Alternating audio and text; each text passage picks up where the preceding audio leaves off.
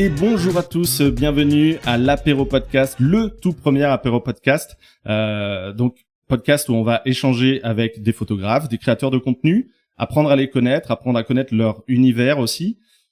Aujourd'hui, je suis chez Kevin. Bonjour Kevin. Bonjour. Alors Kevin, sur Instagram, tu ne t'appelles pas Kevin, tu t'appelles énergie.vagabonde. C'est ça, absolument. Sur ta description, donc on peut lire Kevin Lauré, Auvergne, Cantal. Parfaitement. Photographe, à l'aube du grand voyage, reportage, collab, partenariat, shoot, DM, email et soutenu par Vaudé France. C'est tout à fait ça. Voilà. Tu es suivi par 21 600 followers, ce qui est déjà une très belle communauté. Donc, on va échanger un petit peu ensemble, apprendre à te connaître. Alors déjà, on va dire aux gens, ce serait mentir aux gens que de dire qu'on ne se connaît pas du tout. Mais on se connaît. Oui, on se connaît un peu beaucoup même. On se connaît bien, ça fait un petit moment qu'on échange ensemble, qu'on bourlingue ensemble. On a bivouaqué ensemble à partir du moment où on partage la tente pendant une nuit en pleine montagne avec quelqu'un, tout de suite ça rapproche. Donc on se connaît plutôt bien. Je suis venu plusieurs fois chez toi, inversement. Est-ce que tu te rappelles la première fois où on a échangé ensemble? Alors sur Instagram ou dans la vraie vie? Alors dans un premier temps sur Instagram. Sur Instagram, je pense que c'était tout simplement des échanges de commentaires, de likes, tout simplement quoi. Et après, suite à ça, dans la vraie vie, c'était dans les Pyrénées. Ouais. C'est ça, hein? Exactement. Ouais. Alors dans la vraie vie, oui, c'était bien dans les Pyrénées. Ouais. L'info, j'ai retrouvé l'info dans nos DM. T'as remonté les J'ai DM? remonté nos DM. Ah, tu t'amuses, hein? J'ai mis 2h30 à remonter jusqu'à notre tout premier échange. Ah, waouh. Il date du 7 août 2017. D'accord, ok. Tu as répondu à une de mes stories. Ça va le faire. Je m'en fais pas pour toi. J'ai écrit ça? Voilà. Tu m'avais écrit ça. Alors, je ne sais plus Oui, du tout puisque les stories sur Insta, elles s'effacent à un moment. Ah, t'as plus le contexte? Je ne sais plus ce que c'est. Et après, on a parlé des photos de Samoin, Samoin, pardon. Samoin, ouais. que tu avais posté. Oh waouh, ah oui, c'est une de mes premières sorties en montagne. Ouais, ça date de 2017. Ah ouais, donc d'accord. effectivement, Oui, ça fait un petit moment. Et après, on a échangé sur la montagne, sur les randos. Je te montrerai l'échange justement. Mais carrément, J'ai fait des screenshots. Donc voilà. Après, tu m'as soutenu. T'as visiblement partagé mon compte en story en disant tu mérites tellement plus. Voilà. D'accord, ok. Il me balançait déjà des punchlines comme ça de motivation. Donc voilà, c'était hyper intéressant et de retrouver ça. Et effectivement, la première fois qu'on s'est vu, qu'on s'est rencontrés, c'était à Loudanviel précisément. C'était en mai 2018. J'avais oublié le nom du bled. Ouais, mais d'accord, ok. Au bord du lac de Loudanviel, Oui. on s'est rencontrés la première fois. Oui, je m'en souviens. Puis je t'ai vu au loin. Mm-hmm. T'étais chapeau chemise, hein, voilà quoi. C'était vraiment Reconnaissable. Le Vincent quoi. Et je me souviens que on est du coup on s'est rejoint à pied au bord du lac et ouais, j'avais le sourire tout au long en mode c'est bon, on se voit enfin quoi. Alors ça faisait un an du coup qu'on échangeait par message les commentaires, les likes, tout ça. Donc ouais, c'était Alors c'est vrai que comme tu dis, moi aussi j'avais le sourire, j'avais la petite boule au ventre parce que c'était un peu la première fois que je rencontrais quelqu'un avec qui j'avais beaucoup échangé sur un réseau social et que je rencontrais en vrai. Ah mais c'est la même chose pour moi. Hein. Ouais, moi c'est vraiment la première fois. Hein. C'est un effet assez particulier et surtout moi c'est un peu la vision que j'avais de toi, en tout cas qui transparaissait par ton Instagram et tu avais ça d'ailleurs en description avant. Je te considérais comme un peu un loup solitaire. Oui, j'ai c'est vrai que j'avais mis ça. Je crois qu'avant c'était le loup blanc que tu avais sur ta description Instagram. Ouais, le côté un petit peu solitaire, sauvage, très ouais, c'est ça, ouais. Exactement. Donc voilà, ça avait bien matché entre nous, en tout cas en conversation en DM, on s'appelait pas et on n'avait pas fait de visio à l'époque. Pas encore. Pas encore. Alors oui, il faut savoir qu'avec Kevin quand on fait des visios, c'est à peu près une fois toutes les 2 semaines. Ouais. Ça dure 2 heures, 3 heures. Oui, 3 heures, voire même plus. Hein. Une fois, c'était pas à 4 heures, donc oui. Ouais, exactement. On a des journées comme ça où on n'a pas grand-chose à faire et on peut échanger ensemble en message privé, uniquement en GIF. On peut tenir une conversation en GIF ou en GIF. Ah, c'est vrai, ouais. Et ça peut durer pendant un certain temps. Et ça en dit long sur la relation, finalement, d'échanger sans mots, quoi, juste avec des images. Donc, exactement. Non, c'est exactement, parce que oui, on se connaît bien. Bon, on a le même humour, quoi. Oui, et rien humour, que ça aide pas mal, quoi. Humour pas top, mais effectivement. Non, ça reste entre nous. Oui, ça reste entre nous, exactement. Alors, Aujourd'hui, je suis très content donc déjà de faire ce premier podcast avec toi, puisque tu fais partie des gens qui m'ont motivé à me lancer là-dedans. Mais carrément. L'avantage aussi de ce podcast, c'est de rencontrer les gens. Donc moi, je me déplace, je vais chez eux. Donc là, on est chez toi. On a ta petite déco, on a les murs avec beaucoup de tes photos ou des photos d'amis. D'ailleurs, je suis très jaloux, il n'y a aucune photo de moi. Il y a des photos sur lesquelles je suis, mais pas de photos. T'as qu'à m'en offrir de toi. Ouais, exactement. Je pense que ton anniversaire, c'est bientôt. C'est bientôt mon anniversaire. Je pense que je vais te faire une photo. Beaucoup de vieux appareils photo. Oui. Beaucoup, là, t'es une espèce, on est assis à côté, là, d'un buffet avec une espèce de petit cabinet de curiosité. C'est exactement ça. Je ferai peut-être une photo et puis je la mettrai en story. Mais comme ça, les gens pourront voir un petit peu. C'est un mélange de mes souvenirs de voyage, de brocante. J'adore chiner en brocante. Donc il y a beaucoup d'objets de brocante. J'ai beaucoup de livres. J'ai aussi des objets d'amis qui ont leur société de création de bois. Je pense à Atelier d'Art Broche. Il y a aussi la céramique. Enfin ouais, j'ai plein de petits trucs comme ça. J'adore quoi. Écoute, en tout cas, c'est très joli et ça se sent effectivement que c'est pas des objets que t'achètes sur internet ou quoi que ce soit, c'est vraiment ça sent que ça vient qu'il y a du vécu, que ça a été chiné, ça a été acheté en brocante. Ça a de l'âme. Exactement. Et c'est ce qui me plaît énormément dans ma déco, puis même en fait ça me représente moi quoi tout simplement et vu que je passe quand même beaucoup de temps chez moi pour faire la post-prod, pour travailler sur les projets, répondre aux mails, enfin etc. etc. Je trouve que c'est super important de se sentir bien chez soi. Ah, complètement. Et du coup, pour moi, c'est logique d'avoir créé ce petit cocon qui me représente très bien. Et puis voilà quoi. Donc on est chez toi. Tu vas me faire déguster des spécialités aussi de ta région. Alors, on va commencer par un petit saucisson du pays. Évidemment, ça vient d'un GAEC, donc d'une ferme qui est vraiment à 2 pas de chez moi. Il y a aussi forcément du Cantal, le fromage. Ah oui. Parce que bon. On est dans le Cantal, il porte son nom, donc on est obligé. Et j'ai aussi du Saint-Nectaire, vu qu'on est pas très loin du Puy-de-Dôme. Du coup, Saint-Nectaire aussi. Exactement, donc tu es dans le Cantal, là on est au nord du Cantal. C'est ça, ouais. Tu n'es pas originaire du Cantal. Ah, du tout. Ça fait pas très longtemps au final que t'es arrivé ici. Ça fait un peu plus d'1 an que je suis dans le Cantal, que je suis en Auvergne. Et du coup, avant J'étais dans la Nièvre, en Bourgogne. Voilà, donc là c'est plus centre-est. Non, parce que là c'est vraiment plein centre. Là pour le coup, quand on dit Bourgogne, on pense tout de suite à le côté est. Ouais. Mais non, là c'est pour le coup, j'étais vraiment, j'étais limitrophe avec le Cher, donc vraiment plein centre de la France. Ouais, ok. Bord de Loire. Bord de Loire, exactement. Donc tu étais en Bourgogne. Alors, expliquez un petit peu ton parcours. Qu'est-ce que tu faisais là-bas? Tu es originaire de là-bas? Oui, c'est ça, ouais. Je suis nivernais. Ok. Qu'est-ce que tu as fait avant? Qu'est-ce que tu as fait quand tu étais là-bas? Alors j'ai fait beaucoup de choses avant de faire la photo et même pendant la photo. J'ai commencé à travailler à l'usine, j'ai travaillé beaucoup dans les vignes. Effectivement, je me rappelle que tu mettais beaucoup de photos de story, de soleil des vignes. Oui. Je me rappelle aussi les fameuses photos d'hiver dans les vignes où avec tu les bougies. posais avec les bougies, des énormes bidons avec des feux dedans justement pour éviter, c'est toi qui me l'avais expliqué d'ailleurs, pour éviter que les vignes gèlent. C'était pour éviter que les bourgeons gèlent. C'était en mars, fin mars, début avril, quand il y a les bourgeons. C'est pour pas que la glace brûle les vignes. On installait des bougies qui étaient remplies de paraffine. On allumait ça et tout. Puis du coup, visuellement, c'est joli. Alors c'est pas cool pour le viticulteur, mais c'est quand même joli. Donc j'avais fait des photos, j'avais partagé tout ça en story. J'avais expliqué aussi parce que les gens étaient intrigués, c'est pas... Ah oui, je fais partie des personnes justement qui ne savaient pas trop pourquoi il y avait ça. Alors je me doutais que c'était pas une mise en scène pour faire juste une jolie photo. C'est un peu cher la mise en scène. Ça fait très cher la mise en scène et grosse logistique. Mais en tout cas, c'était intéressant de voir cette façon de procéder justement pour. Tu vois, à cette période-là, je faisais de la photo le matin, donc avant de commencer à mon boulot dans les vignes. Je faisais des photos pour les vignerons, pour les offices de tourisme, etc. Et après, j'enchaînais sur ma journée de taf dans les vignes toute la journée, quoi. Ok. Donc j'ai souvent jonglé comme ça entre les deux avant de vraiment trouver une stabilité dans la photo puis de me lancer pleinement. Alors effectivement, moi je suis au courant de tout ça parce que à cette époque on échangeait déjà ensemble. Mais en tout cas, c'est très intéressant. Je pense que tout le monde n'est pas forcément au courant, en tout cas, de cet ancien métier que tu avais. Non, du tout.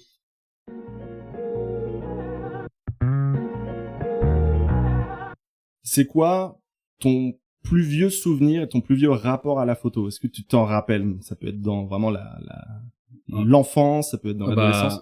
Comment c'est venu à toi, la photo? Alors moi, c'est venu super tard, hein, la photo. Hein. J'ai jamais baigné dans tout ce qui est photo, cinéma, tout ça, donc vraiment très très éloigné. Mais je me souviens que quand j'étais vraiment gosse, peut-être 10, 11 ans, ma grande sœur, elle faisait des journées avec ses copines. Savoir qu'on a presque 10 ans d'écart avec ma sœur. Ouais, ok.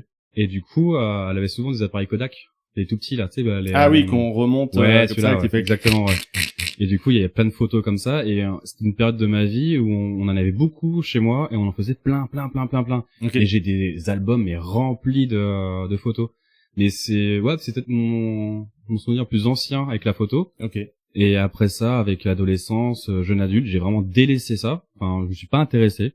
Et c'est bien plus tard, ça m'est venu la photo, quoi. Et encore, c'était étape par étape. Au début, c'était vraiment avec le regard amateur, premier degré. Enfin, c'est vraiment pour faire la photo de voyage, souvenir, voilà, quoi. Ouais.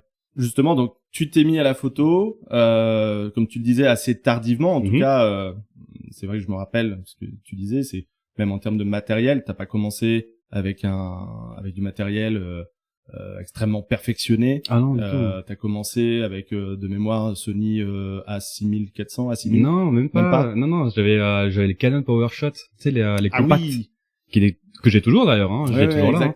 Mais j'avais le compact parce que je savais pas quoi prendre entre un réflexe, un hybride, un bridge, je savais pas du coup quoi prendre. Donc j'ai pris un petit compact. Il avait le petit zoom, il ouvrait à 1.8 quand même. Donc pas mal le compact quoi. Et j'ai commencé comme ça, vraiment. En plus, il tenait dans la poche. Je connaissais rien avec les objectifs, donc forcément, avec le petit zoom, j'étais avantagé. Et j'ai commencé avec ça, mais vraiment comme ça. Ton expérience avec la photo peut être complètement différente de personnes qui ont baigné assez rapidement dans le côté très technique. Oui. À savoir comment utiliser des objectifs, à savoir vraiment comment faire des réglages d'un appareil photo. Toi, t'as vraiment appris en faisant. Avec un petit appareil, au fur et à mesure, tu as changé aussi, parce qu'après tu t'es professionnalisé, donc en fonction des demandes avec des clients, tu dois quand même avoir un appareil assez suffisant en termes de qualité pour pouvoir proposer des choses. Et puis avoir une petite palette d'objectifs qui va avec aussi. Oui, aussi. Mais le compact, ça m'a vraiment aidé à comprendre les réglages, tout ce qui est ouverture, ISO, vitesse et balance des blancs, enfin vraiment la base. Et j'ai regardé quand même pas mal de tutos YouTube, tout simplement, pour comprendre les réglages. Okay. Et après, j'ai fait aussi énormément de sorties, souvent de nuit, pour apprendre justement à avoir le réflexe d'utiliser la vitesse, l'ouverture, pour savoir jongler en temps réel. Et j'ai fait beaucoup de sorties comme ça en entraînement, quoi. Je pense qu'on a à peu près le même parcours tous les deux, dans le sens où on s'est efforcé à faire, tout simplement. On s'est efforcé à faire des choses, à créer, à se lever tôt le matin, à se coucher tard le soir pour avoir des levées, des couchers de soleil, à bouger, à marcher. Moi, par exemple, je sais que j'ai appris la photo alors sur de l'argentique, qui est complètement différent, mais c'est un autre niveau, hein, l'argentique. Pour moi, c'est vraiment la meilleure façon d'apprendre la photo, dans le sens où les réglages, il faut qu'on les apprenne. Un appareil numérique, c'est facile de voir tout de suite le résultat qu'on peut avoir. On voit en direct. Donc la pellicule, c'est autre chose. Alors, je dis pas qu'il faut retourner tout de suite à la pellicule, même s'il y a eu un rebond de la photo argentique ces derniers temps. Mais en tout cas, l'argentique, ça m'a vraiment permis de comprendre les réglages. J'avais l'appareil photo argentique de mon père, le Canon AE1. J'avais plusieurs pellicules, donc j'en mettais une et en fait, je faisais les réglages. Même position, même cadrage. Tu notais ? Je changeais et je notais ça sur un petit cahier. Et du coup, après, j'allais faire développer mes photos. Je le faisais pas moi-même. Et après, avec mon petit carnet, je me disais, ah, ok, d'accord. Donc, là, j'étais à telle vitesse, tel ISO. Ok, là, ça donne du grain. Là, ça donne, voilà. Donc, moi, mon école, ça a été ça. Mais c'est génial, en fait, parce que comme ça, tu comprends vraiment les réglages. Et puis, du coup, après, t'as le réflexe de dire, tiens, je vais faire sans le pouvoir. Hein. Le réflexe ou l'argentique. Et du coup, t'as le réflexe de te dire, tiens, par rapport à telle situation, je vais faire tel réglage, et après, ça devient automatique, quoi. Ouais, c'est ça. Exactement. Automatique. Ah, pas mal. Ça devient automatique. Pas mal. On fait des jeux de mots de photographes, il y a que les photographes que ça fait rire, mais... Puis c'est nul, quoi. Et puis c'est nul, c'est notre humour. Voilà, tu parlais de notre humour. Comment toi, tu qualifierais justement ton travail? Parce que, voilà, moi je vois sur ton Instagram, il y a beaucoup de photos de nature, et du portrait. C'est assez coloré, ça change en fonction des saisons. Voilà, quand c'est l'hiver, tu postes de la neige. Oui, je réduis à ça, c'est très réducteur. L'été, voilà, c'est dans des tons très verts. L'automne, c'est très orange. Voilà, donc tu suis vraiment les saisons. Et ça, c'est même pas. En fait, c'est naturel. Je fais naturellement. C'est que j'aime pas, comment dire, pas poster une photo de neige en plein été. Enfin, pour moi, ça n'a pas de sens. Et oui, sauf si tu pars dans un autre pays qui est enneigé, dans quel cas, ça peut rafraîchir les gens qui ont chaud. Ouais. Mais du coup, ouais, en fait, je suis les saisons et puis tout simplement comme ça, quoi. Et puis pour les prises de vue, enfin pas pour les prises de vue, mais pour la post-prod, j'essaie vraiment de retranscrire ce que je voyais vraiment, quoi. Quand je fais une photo, elle est prête à 80%, voire 85%. Ouais, donc en fait, toi, quand tu fais de la photo, tu réfléchis pas à comment je vais pouvoir faire en post-prod derrière sur Photoshop ou Lightroom pour avoir un autre rendu. Ouais, non. Okay. Moi, là-dessus, quand je fais une photo, je sais qu'elle est prête à 80%. Et juste à faire quelques réglages et encore pas de fou, hein. Moi, j'essaie de compléter, les 20, 15%, vraiment sur Lightroom, Photoshop, quoi. Et encore, vraiment Lightroom, hein. Photoshop, j'y touche pas du tout. Ouais. Non. Et pourquoi tu fais de la photo? Est-ce que tu recherches à transmettre des choses aux gens en faisant de la photo, en les proposant sur ton Instagram? Est-ce que tu recherches quelque chose à faire ressentir? La douceur. Ouais. Je suis un amoureux de la douceur. Ça se voit dans... Ouais, enfin, j'espère que ça se voit sur mes photos. C'est ce que j'allais dire, oui, ça se voit complètement à travers tes photos. Je suis quelqu'un de très calme, très posé dans la vie de tous les jours. Et alors, vous verriez ma tête. Alors, ouais, non, mais parce qu'on se connaît, mais... Si, tu es posé, mais effectivement, voilà, t'es quelqu'un d'humain, quoi, c'est tout. Oui. Et du coup, quand je fais de la photo, c'est vraiment pour que les gens ressentent ce calme, la douceur et tout. C'est pour ça aussi que je shoot soit très tôt le matin ou très tard le soir par rapport aux lumières, par rapport à tout ça, et que c'est rare que je fasse des photos en plein après-midi sous un cagnard ou autre, quoi. Et c'est ces moments-là, en fait, ces moments où tout devient plus calme et d'une certaine manière, c'est plus facile aussi pour moi de faire ces photos à ce moment-là, avec la lumière qui change, la golden hour, etc., quoi. Et d'ailleurs, j'allais venir à un sujet qui rejoint un petit peu. Tu parlais de douceur. Sur ton Instagram, chaque post, chaque photo que tu mets, que tu partages, c'est toujours accompagné d'un texte assez poétique. Merci. Et je lis les commentaires, je vois aussi les commentaires que les gens mettent sous tes posts. Tes messages, en tout cas ton texte, à chaque fois est très apprécié. Ce qui me fait encore plus plaisir, moi, c'est quand on prend le temps de me lire. C'est oui. Au-delà de la photo, c'est que quand on me dit waouh, c'est super beau ce que t'as écrit, j'ai vraiment ressenti la photo par rapport à ton texte. Mais alors là, c'est vraiment le but ultime, quoi. Parce que c'est ça, c'est que ton texte c'est pas juste un texte, genre une poésie ou quelque chose que t'as une citation d'un auteur. Ça vient, comme tu dis, compléter ta photo. Il complète vraiment la photo, l'instant, ce que j'ai ressenti et tout. C'est vraiment un texte. Je décris la scène, je décris la photo. Et en fait, j'essaye vraiment, au-delà que si quelqu'un voit ma photo, si les textes, j'espère qu'ils puissent comprendre et ressentir ce que j'ai vu à ce moment-là, ce que j'ai ressenti à ce moment-là. Et ça qui m'intéresse le plus, en fait. Et d'ailleurs, je sais pas si c'est voulu, ce que j'ai constaté depuis des années, en te suivant, évidemment. Tes textes sont très régulièrement, très souvent, ils sont au présent quand tu écris. Oui. Ah, c'est fait exprès. C'est voulu. Ouais, c'est voulu. Ils sont présents. Il y en a quelques-uns où c'est écrit au passé quand j'ai écrit mon petit recueil pour le tour du Mont Blanc. Ouais. Là, j'ai écrit au passé. Mais sinon, c'est au présent. Et en plus de ça, alors j'essaye, mais c'est compliqué. Je commence pas par je. J'ai fait ça, j'ai vu ça, je fais ça. C'est à chaque fois où on nous. Pour que les gens s'identifient plus facilement que tu intègres le spectateur. Oui, c'est ça. Que ça puisse les immerger au maximum dans la scène justement que tu proposes à travers une ou deux photos. Pour pas que je sois vraiment le protagoniste de la photo unique. Haute. Exactement. Et je veux que les gens ressentent réellement. Et du coup, pour moi, c'est plus simple de dire on a vu ça. Nous avons ressenti ça.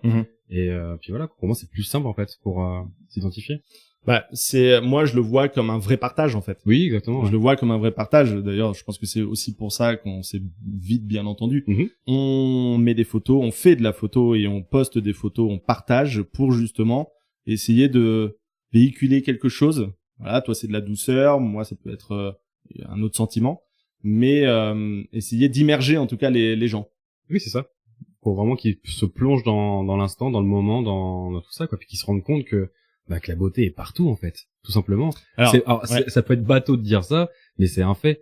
C'est que la beauté est réellement partout, surtout en montagne. Ok, d'accord. Et c'est vrai que, alors j'allais dire depuis que t'es dans le Cantal, mais non, c'est faux parce que même quand t'étais en Bourgogne, tu partageais aussi. Tu partages beaucoup la région dans laquelle tu es. Oui. Ouais, je suis Alors t'es dans un beau terrain de jeu, hein, oui, évidemment. Voilà, dire, le Cantal et même avant la Bourgogne. Alors un peu moins la Bourgogne, c'était un petit peu plus plat. Oui. Mais l'Auvergne, c'est vrai que voilà, avec les montagnes, tout ça, c'est. Je pense que l'Auvergne, c'est mon premier amour, mon grand amour même dans les paysages. C'est les premiers week-ends avec les copains en randonnée, en balade et autres. Donc forcément, il y a les souvenirs qui viennent, puis il y a l'affect, quoi. Ah oui, bien sûr. Tout simplement. Et après ça, j'ai commencé à aller dans les Alpes, dans les Pyrénées. Mais l'Auvergne, ça a toujours été, je sais pas, j'arrive pas à l'expliquer, mais je me sens bien, je me sens ma place là ici. Écoute, j'ai envie de te dire, tant mieux. Oui. Tu as trouvé ton petit nid. Exactement, ouais. Tu parlais justement de shooter le soir, le matin. Tu prends majoritairement en photo des paysages. Oui. J'allais dire récemment, tu prends en photo des personnes. En tout cas, tu fais un petit peu plus de portraits. Oui, c'est vrai. Ouais. Avec même d'ailleurs du portrait nu. Oui, c'est vrai aussi.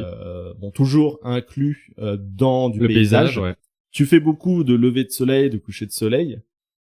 Est-ce que ça a une signification pour toi? Est-ce que tu sais intérieurement pourquoi tu préfères faire des levées de soleil, des couchers de soleil plutôt que en pleine journée? Alors, est-ce que ça a un côté très technique, comme on le disait, comme moi, par exemple, je déteste shooter en pleine journée quand il y a du soleil parce que j'aime pas le ciel dégagé, bleu avec du soleil. Je trouve que techniquement même c'est des inconvénients. Ouais, totalement. Voilà. Il y a des photographes qui vont adorer ça. Mais en fait, les levées de soleil ou les couchers de soleil, c'est de la facilité. Genre, c'est facile de faire une belle photo avec un lever ou un coucher de soleil. Avec la lumière, ça fait quand même... Alors, je dirais pas facile parce que tout le monde pourra pas sortir une belle photo ou une photo vraiment incroyable. Je vais te dire pour moi, alors je parle pour moi. C'est facile pour moi de sortir une belle photo avec un lever ou un coucher de soleil. Quand il y a une belle lumière, pour moi, c'est facile. Et au-delà de ça, de la facilité, c'est que... Alors, j'adore les levées de soleil, mais vraiment j'adore. Tu préfères les levées de soleil ou les couchers de soleil? Les levées de soleil parce que... en fait, juste avant que le soleil se lève, il y a toujours du silence. Et le silence, quand on est bien réveillé et puis on est vraiment prêt à shooter, je trouve ça incroyable. Vraiment le silence qui règne. Et quand le soleil passe l'horizon, plus ou moins tôt dans la journée, en montagne, etc. Quand il commence à avoir vraiment les premiers rayons, là il y a la vie qui s'active. Ouais. Il y a de plus en plus de sons. Exactement. Même des animaux, des oiseaux. Et du coup, on fait vachement attention à ça. Et ces moments-là, ils sont uniques. Moi, j'adore, quoi. Ouais, donc ce que tu dis, bon, il y a le côté praticité, exactement, de technique, mais il y a le côté très contemplatif. Ouais, c'est ça, c'est le mot. De l'extérieur, de ce silence, et je pense que ça doit apaiser aussi. Ah, mais c'est exactement ça. C'est ce que je recherche aussi dans la photo, hein, tout ce qui est la quiétude, le calme, la douceur, l'apaisement. C'est ce que tu veux transmettre justement. Et ces moments-là, ce sont les plus intenses dans l'ordre d'idée. Donc pour moi, c'est parfait, quoi. Tu me rajoutes un petit café le matin, je suis le plus heureux des hommes. Hein. Toujours le petit café. Toujours le café. Toujours. Tu feras attention la prochaine fois que tu feras un lever de soleil, c'est incroyable. Vraiment, entre le moment de calme où t'entends juste le vent et quand tu vois vraiment le premier rayon, t'as les oiseaux qui commencent à venir. T'as, je sais pas, le vent il chante un peu plus et en fait tes sens ils sont en éveil. Donc je sais pas si aussi toi ta sensibilité à ce révèle à ce moment-là, mais ouais, c'est incroyable. Enfin moi ces moments-là, j'adore, quoi. Bah c'est exactement ça. Je pense que quand tu fais de la photo, c'est éveiller des sens, que ce soit spectateur en regardant des photos. Oui. Parce que quand tu regardes une photo, ça peut réveiller des sens. Par exemple, un endroit où tu es allé, tu te dis une odeur particulière. Oui. Voilà, la rosée du matin. On part sur un truc un peu poétique, mais ça me correspond très bien, moi ça. Mais voilà, c'est exactement ça, ouais.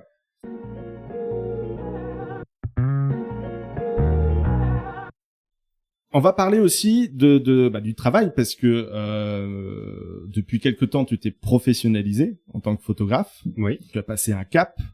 Tu es passé de je fais de la photo à côté du travail. Ouais, c'est ça. Ouais. Pour m'amuser, pour profiter à je travaille avec des clients, avec des marques. Donc c'est mon activité principale. Et c'est ton activité principale. Alors ouais. ça s'est fait progressivement. Ah oui, ça s'est pas fait d'un coup. Hein. Non, même je me souviens que quand j'ai créé quand j'ai créé mon statut, je me suis dit j'arrête, je quitte mon travail, je me lance en pleinement, ça va être facile entre guillemets de trouver des clients, mais pas du tout quoi, pas du tout. C'est un peu c'est effectivement, je pense qu'il faut le dire ça aux gens aussi qui sont pas du tout dans ce milieu-là. Ou ceux qui se lancent. Ou ceux qui se lancent, c'est que c'est pas évident. Il y a beaucoup de gens, beaucoup de personnes se disent photographes, pro. Ils le sont pas forcément. Bon après, il y a la partie client, marque, qui sont prêts aussi à aller voir des photographes qui ne sont pas forcément des pros. Oui, c'est vrai. En tout cas pour partager sur les réseaux sociaux. Donc toi, voilà, tu t'es professionnalisé. Comment tu fais pour démarcher? Comment tu as fait, en tout cas, justement, pour te lancer, pour démarcher des marques, des clients, peut-être des agences, pour justement avoir tes premiers contrats? Alors moi, mes tout premiers contrats, donc je les faisais avant que je sois vraiment, à temps complet, quoi, vraiment mon activité principale. Quand je travaillais dans les vignes, par exemple, je travaillais souvent avec des vignerons de mon territoire et le matin je shootais pour eux et puis après j'enchaînais sur la journée de boulot, donc c'était vraiment mes premiers clients où ils voulaient des photos de paysages, ils voulaient leur vignoble et après tu sais c'est comme tout, c'est le bouche à oreille. Alors effectivement ça fonctionne vraiment dans tous les métiers un peu artistiques de toute manière ça font parce que photographe c'est un métier artistique de création. Ça marche essentiellement au bouche à oreille, aux relations. Et donc j'ai commencé par deux domaines, et puis ça a pris un. Alors quand tu dis domaine, domaine viticole. Domaine viticole. Oui, domaine viticole, bien sûr. Et après ça, j'ai commencé dans la même dans la même année à travailler avec les offices. Donc l'office de chez moi, donc chez moi dans la Nièvre, pas dans le Cantal, où ils ont commencé à me faire confiance sur certains reportages, une journée par-ci, une demi-journée par-là. Au fur et à mesure, et c'était carrément le département après qui ça a commencé petit. Ouais, c'est ça, ouais. Et en montrant ce que tu savais faire. Exactement, ouais. Et puis après, bon, t'as les clients qui commencent à partager aussi ton travail. En fait, c'est ça, c'est exactement ça. C'est une fois les gens autour disent, c'est d'accord, il a fait ça pour une office. Ok, il peut peut-être le faire pour notre département. C'est ça, exactement. Ouais. Et du coup, ça fait l'effet de boule de neige, tout simplement, quoi. Ouais, bien sûr. Et à ce moment-là, je savais pas encore si je voulais faire du mariage, du bâtême, ce que font les 3/4 des photographes, au final. Oui. Ceux qui en vivent, c'est ce qu'ils font, c'est une grosse partie de leur métier, quoi. Et, moi, je me suis très vite tourné dans le tourisme, parce que ça me plaît beaucoup de mettre en valeur les territoires. J'adore ça. Les fêtes de village, les guinguettes, moi j'aime beaucoup ce côté. C'est pour le coup ce qu'on peut appeler, j'ai peut-être pas le bon terme, mais ce que moi je qualifierais de terroir ou de tourisme de proximité. Ouais, c'est ça exactement, ouais. Genre tout ce qui est les cinémas dans la vigne, tu sais, les cinémas en plein air. Ouais, les cinémas en plein air. Tu sais, j'ai fait ça en photo, j'ai les dégustations de vin, enfin tu vois, j'ai fait plein de trucs. Donc au final, ça m'a même mon côté pro, mon éventail, tu sais, il s'est élargi et donc t'as vraiment commencé comme ça en couvrant des événements pour des offices, pour des villes, pour des départements, des régions. Et après tu as travaillé aussi pour des marques. Oui, après pour des marques là pour le coup plus outdoor, parce que c'est un peu ton créneau, les sorties bivouac, voilà. Donc là j'imagine travailler plus avec des marques pour des sacs à dos, des vêtements, des chaussures de rando, des tentes. Oui, et tout ça, et puis j'ai essayé aussi en fait j'ai aussi développé en parallèle mon Instagram. Oui, tout s'est fait c'était en même temps, c'était en même temps, du coup j'avais le côté pro vraiment photo, vigneron, tourisme, etc. Et en parallèle sur Instagram, j'avais plus le côté entre guillemets influenceur, même si j'aime pas trop le terme. Et du coup, c'est à ce moment-là que c'était l'inverse, c'était les marques qui me démarchaient pour tel ou tel shoot. Ouais. des chaussures, pour un sac à dos, pour une veste, etc., etc. C'est pas moi qui venais les chercher. Oui, là pour le coup, c'est les marques qui venaient à toi. Ouais. Toi, t'as jamais démarché. Non. Enfin, si, maintenant, depuis, Oui, j'ai démarché, hein. maintenant, bien sûr. Mais à la toute base, non. Puis j'avais pas les codes. Je savais pas qu'on pouvait démarcher une telle ou telle marque ou une agence pour avoir des contrats, quoi. Ouais, bien sûr. Alors, on l'a dit au tout début du podcast, tu es soutenu par Vodé France. Oui. Donc Vodé France, qui est une marque qui propose justement du matériel, des vêtements outdoor. Outdoor, et en plus c'est éco-responsable, c'est éco-friendly. Enfin, c'est éthique tout simplement. Et moi, ça j'y tiens beaucoup maintenant. Enfin, je fais vachement gaffe à ça. Ça me tient à cœur, et du coup, ça doit faire 3 ans là cet hiver, ça fera 3 ans que qu'ils me soutiennent dans mes sorties en montagne ou autre, quoi. Donc ça c'est plutôt bien. Ouais, franchement oui. Ah, en plus en sachant que le matériel outdoor peut coûter très oui, cher. Non, c'est vite un budget. Hein. Après effectivement, tu travailles avec eux, donc toi tu as les produits, tu leur proposes des photos ou des réels justement pour partager sur les réseaux sociaux. Ouais. Je leur propose des posts. En fait, on fait des posts en cross postage, donc en gros ce que je poste en collaboration avec eux, et ça se met sur ton compte et sur leur compte. Exactement, c'est ça, ouais.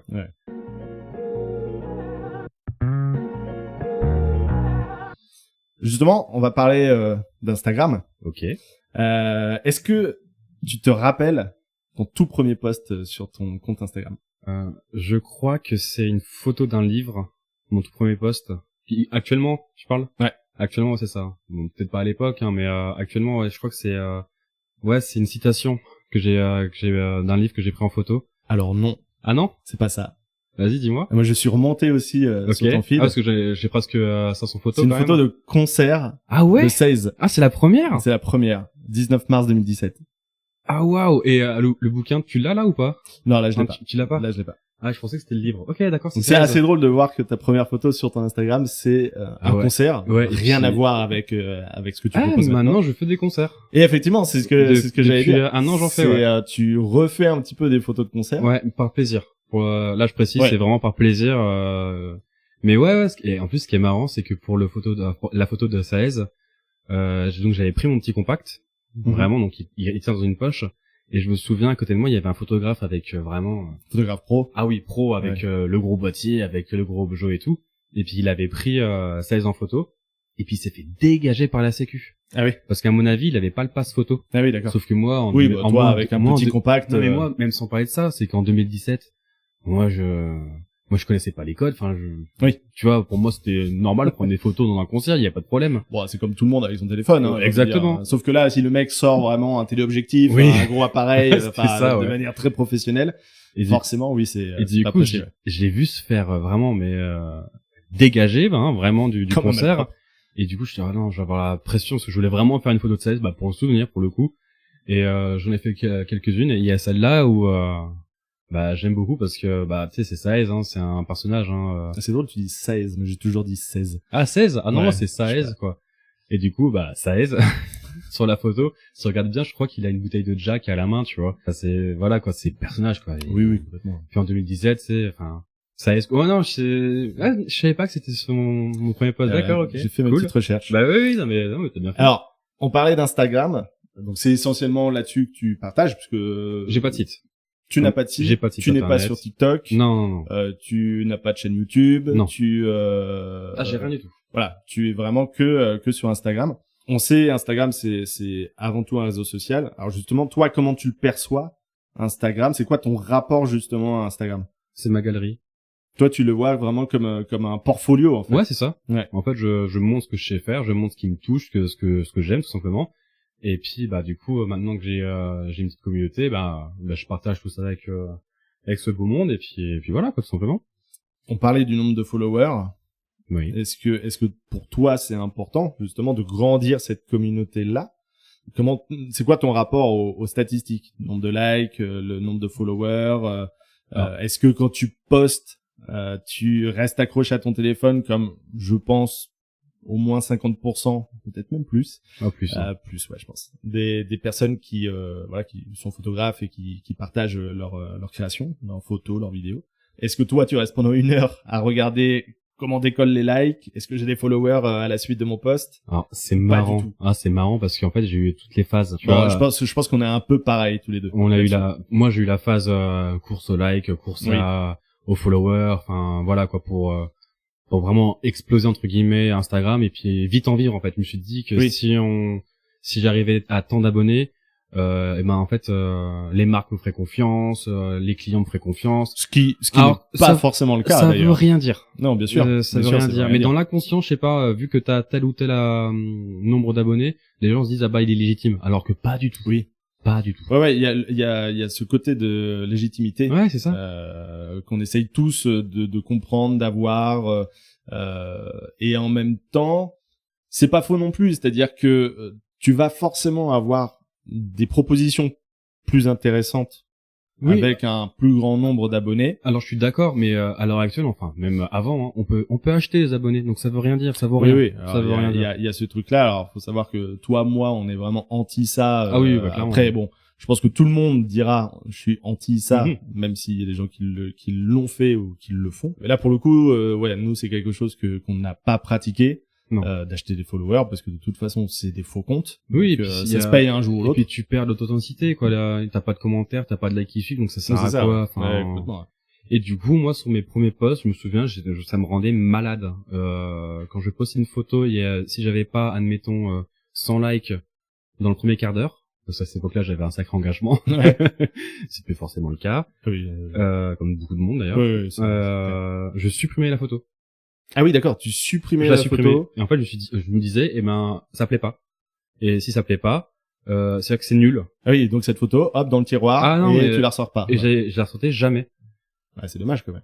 Bah ouais, mais en fait, Enfin, t'es matrixé, en fait. Ouais, bien sûr. Bah, de toute façon, il y a toujours eu cette course au like. Exactement. Il y a encore Ah maintenant, oui, je oui, pense. oui. Nous, on est moins dedans puisque ça fait quand même Ah, moi, un je petit suis- moment qu'on est sur Insta. Moi, je suis plus dedans. Ah, mais je suis Après, loin de tout ça. enfin, j'allais dire, je veux pas passer pour un vieux. On vieillit quand même. Oui, c'est Enfin, je veux vrai, dire, au c'est- fur et à mesure, on vieillit. Ça fait quand même quelques années qu'on est sur Insta. Oui. Notre façon de voir les choses évolue, elle change, et on a moins ce rapport à eh ben si ma photo elle fait 1000 likes, c'est génial, c'est super. Par contre, si elle en fait 200, c'est nul, j'ai raté, je suis nul. Oui, voilà. Alors ça, c'est fini. Ça, Non. je le pense plus, quoi. Ça, c'est Ouais. terminé. Maintenant, moi, mon objectif premier, c'est d'avoir le plus beau feed possible. Ouais, donc Vraiment. pour ceux qui qui ne connaissent pas trop les termes qu'on peut employer quand Oui, on c'est parle vrai, d'Instagram, oui, donc oui. le feed, c'est vraiment La page d'accueil. la Enfin, page d'accueil, donc c'est-à-dire la page du compte où on voit toutes les photos. Et c'est ce que je disais tout à l'heure, c'est que justement toi ton feed évolue en fonction des saisons, c'est-à-dire que Exactement, ouais.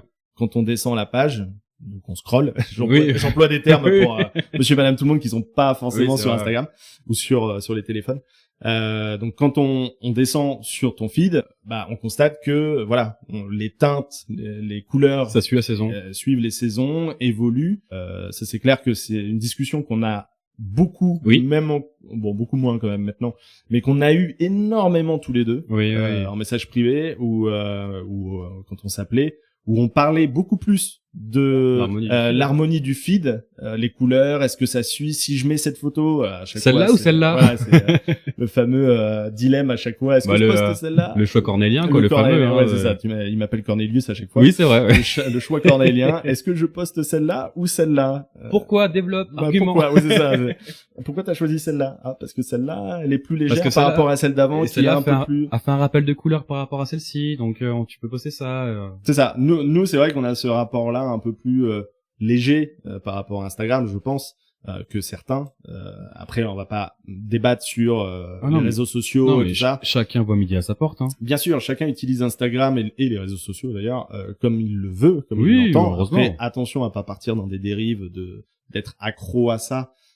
Oui. Moi, en tout cas, déjà, j'étais très content quand Instagram a proposé de ne plus voir le nombre de likes. Je pense que ça a fait du bien à pas Je mal pense de que monde. ça a fait du bien à beaucoup de gens. Je suis partisan de ne plus montrer le nombre de followers. Bah tu vois, moi je suis dans l'optique, vu que maintenant je m'en fous vraiment, je laisse apparaître parce que en fait je m'en moque. Ouais, Si, après, t'as un bon engagement quand même. Il a baissé, comme Il a tu un peu disais, baissé, il a un peu mais baissé, mais tu gardes quand même un très bon engagement. mais franchement c'est pas si j'ai 500 likes sur une photo, c'est pas grave. Oui, Enfin, là où justement tu constates en grandissant, j'allais dire, en vieillissant. Oui. En tout cas, ton évolution via Instagram, c'est ça, c'est que là t'as 500 likes, bah tu laisses la photo. Ah oui. Là où ce que tu disais tout à Oui, l'heure, oui. c'est que t'avais 100 likes, t'avais pas 100 likes au premier quart d'heure, bah, tu l'as supprimé. Ah oui. Et c'est dommage parce que ce sont des photos qui certainement étaient magnifiques. Ça veut dire aussi que t'avais 100 personnes qui a aimé la photo, donc en Et fait c'est ça. c'est pas les respecter eux, tu vois, quelque part. Ouais, je suis assez d'accord. En fait, tu respectes pas les gens. Non, mais c'est vrai, mais c'est bien que t'en aies conscience. Bah après c'est comme tout en fait, c'est un travail sur soi quoi, c'est un long c'est un processus quoi à faire.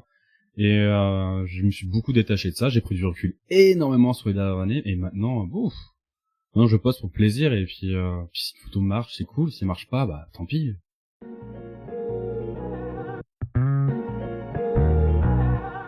On va parler un petit peu de voyage. Voyage. J'ai cette fameuse question à chaque fois et je trouve qu'elle est intéressante. Ça montre aussi le rapport un petit peu aux réseaux sociaux. Ah, je sais où tu vas. Est-ce que tu voyages pour faire des photos ou est-ce que tu fais des photos pendant ton voyage? Je sais pas si tout le monde va comprendre la nuance. Je vois. En gros, si tu vois un post Instagram qui t'influence en mode regarde la cascade elle est magnifique, bah si on partait dans ce pays pour voir cette cascade là. C'est ça. Ouais. Et ou alors on va dans tel pays et puis on verra. Et on verra et on fait des photos et on partagera nos photos. Bah je pense que on va avoir la même réponse hein. Bah les deux.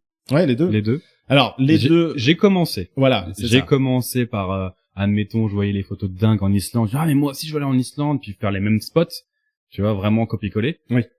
Maintenant, non, pas du tout. Moi, je veux... C'est vrai qu'au tout début, on était très accro à Instagram. Oui.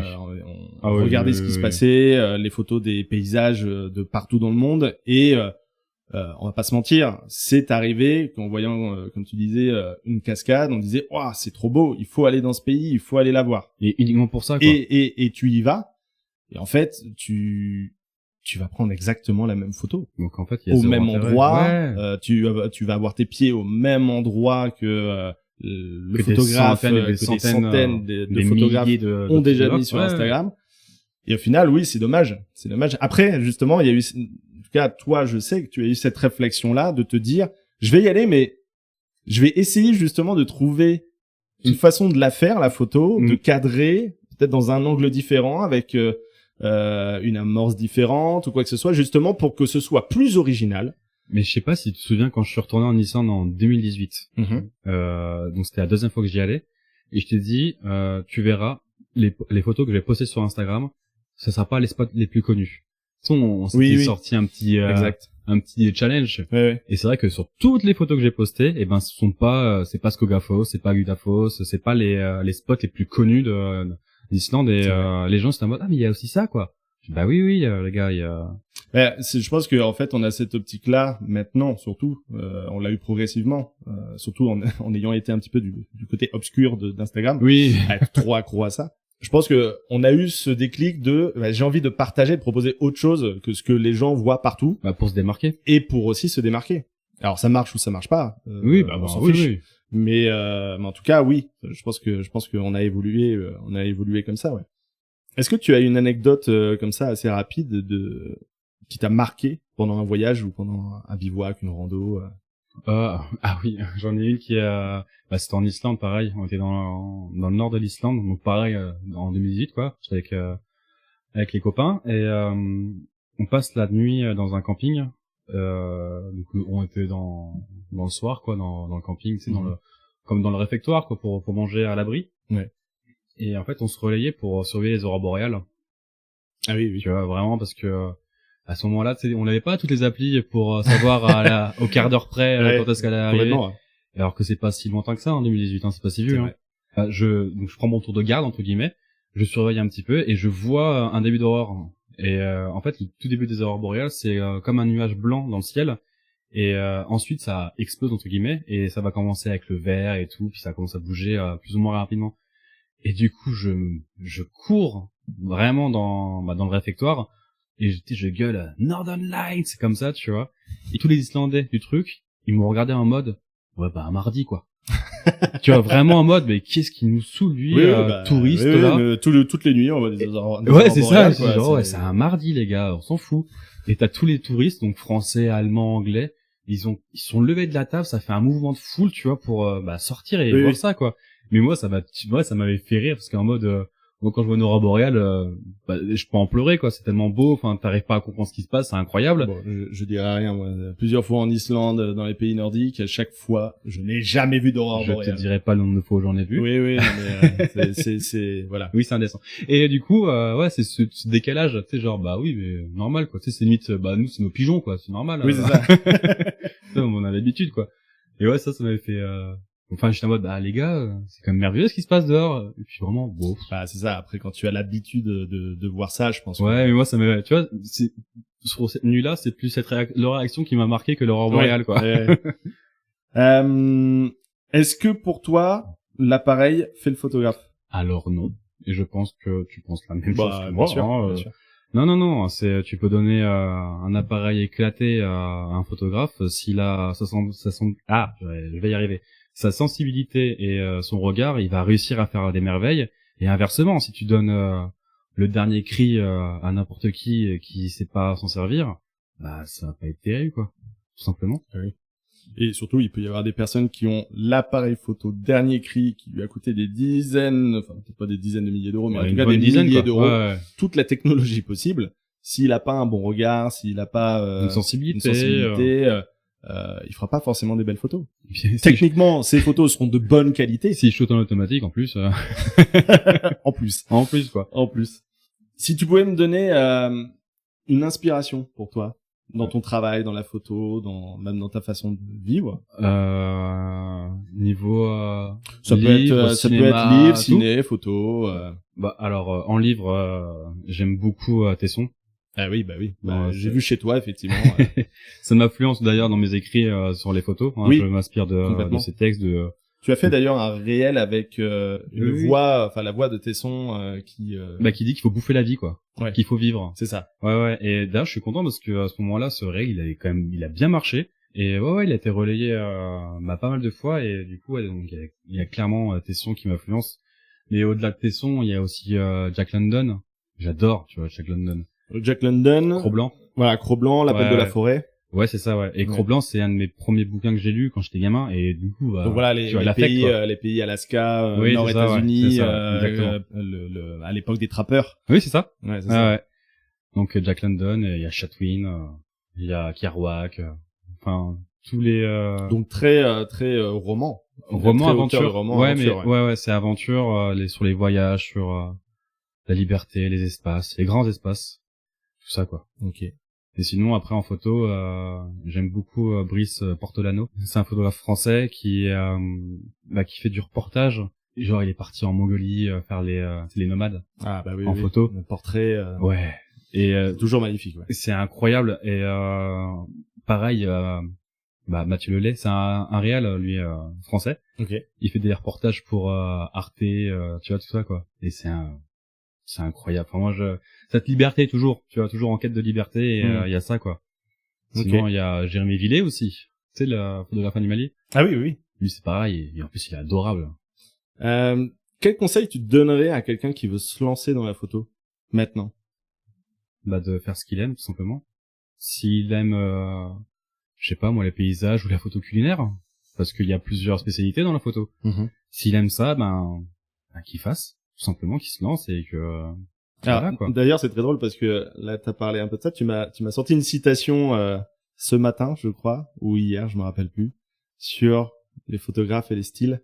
Ah oui, je t'avais dit qu'il y a plusieurs domaines. Que la photographie, c'était une famille. Oui, c'était une famille, et puis qu'il y a plusieurs spécialités dans la photo, quoi. Il y a le domaine de la photo, et dans ce domaine-là, il y a plusieurs spécialités, quoi. Ouais. Et c'était beaucoup plus beau, comme tu l'as dit hier. Bah ouais, parce que c'était vraiment sur le moment comme ça, et puis tu vois, tu connais un petit peu mon côté poète. Ouais, c'est ça. Il est très poète, ouais. Moins le soir, quand même. Non, moins le soir.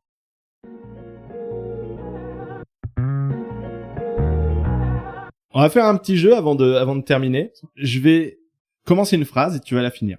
Ah, comme les couples. Trop mignon. Voilà. C'est drôle d'ailleurs parce que t'en as parlé. Oui. Régler mon appareil photo en automatique, c'est... Pour les ploucs. C'est pas très sympa pour ceux je qui plaisante. La bonne heure pour prendre des photos, c'est très tôt le matin. Tu shootes un modèle, tu lui demandes de Rester naturel. l'accessoire ou matériel que tu n'oublies jamais pour un bivouac, c'est... La cafetière. Ah, j'étais sûr. Ah, la cafetière, mais direct. J'étais sûr que tu... Tu vois, je préfère l'argent ne pas prendre mon appareil photo et avoir ma cafetière, pour le coup. Ah ouais. Ah ouais, clairement. Okay. Donc, on notera que le café est plus addictif pour toi que la photo. Oui. La montagne que tu rêves de gravir, c'est... Que je rêve. Pour le coup, ce serait les Pyrénées. Si je te dis Jean-Pierre. Ah bah oui. Moi, franchement, ouais, le pic du Midi d'Osso, ça, je sais pas, il me fait rêver ce petit volcan là quand même. Ouais. Dans 10 ans, tu seras encore dans le Cantal. Ah, c'est sûr. Et justement, pour finir un petit peu, c'est quoi tes objectifs là pour les années à venir? J'aimerais beaucoup sortir un recueil. C'est quelque chose qui me travaille depuis quelques mois. Un recueil, ouais, entre mes écrits et mes photos. Bah, comme sur Instagram, tout simplement. Ouais, pour partager du visuel avec tes photos et en même temps mes écrits, du texte, des écrits poétiques. Mettre beaucoup plus de photos, bien sûr, du coup. Par thème, ce serait genre Alpes, tu vois, vadrouille dans les Alpes, errance pyrénéenne. Par région, par chaîne de montagne. Mais spécifique à la France, parce qu'on a quand même un magnifique pays. Ça, c'est vrai. Et ouais, j'aimerais beaucoup... tu vois, ce serait un objectif. Okay. Je te l'ai dit hier, mais je le redis devant plusieurs auditeurs. Je ferai la préface. Ah oui, mais avec plaisir. Voilà, c'est noté. Avec plaisir. C'est noté. C'est gravé dans le marbre. Maintenant, on pourra ressortir ce podcast pour dire, tu vois, tu m'avais dit que je pouvais faire la préface. Avec plaisir. Alors là. Eh ben, Kevin, merci beaucoup. Merci de m'avoir accueilli et d'avoir accepté de faire ce tout premier podcast apéro. Et merci à toi. Je suis très content parce que je sais que t'es quelqu'un qui, voilà, tu te livres pas forcément sur ta vie, sur ta façon de voir les choses. Non, du tout. Je suis plutôt discret sur ce côté. Loup solitaire, le loup solitaire. Exactement. Ouais. L'énergie vagabonde. Exactement. En tout cas, n'hésitez pas à suivre Kevin sur Instagram, donc énergie.vagabonde, histoire d'avoir un petit peu plus de followers. Peut-être que ça marchera. Toujours plus. Voilà. Nous, en tout cas, on se retrouve très bientôt avec un nouvel invité. Et sur mon compte Insta, Vince Temple, retrouvez les actualités dans les prochains podcasts à venir directement en story à la une. En attendant, je vous dis à très bientôt et bon apéro. Salut. Salut.